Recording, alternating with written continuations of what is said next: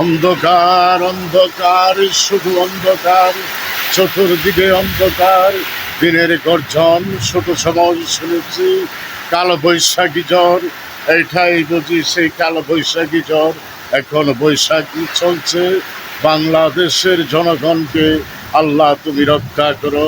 চতুর্দিকে শোনা যাচ্ছে দিনের গড়গড়ি আওয়াজ, বাংলাদেশকে আল্লাহ তুমি রক্ষা করো। এই ওহাবির কারণে এক ঘর পাপে 10 ঘর বিগুড়ে।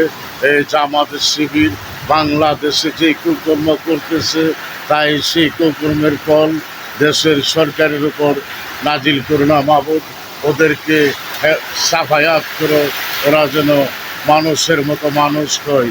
যারা জামাত শিবির বাংলাদেশের জনগণের উপর অত্যাচার করতেছে, দর্শন বলাৎকার, ওদেরকে তুমি আল্লাহ ওদেরকে ধ্বংস করে দাও। তা না হলে ওদেরকে তুমি মানুষ সেবা করার সেই মন মানুষকে দিয়ে দাও। ওরা যেন মানুষকে ভালোবাসতে শিখে। তারা মাজার ভেঙেছে, বাংলাদেশের অনেক মাজার ভেঙেছে, পাগলদেরকে পিটিয়ে মেরেছে, আরেক পাগলকে কবর থেকে উঠিয়ে পুড়িয়ে মেরেছে।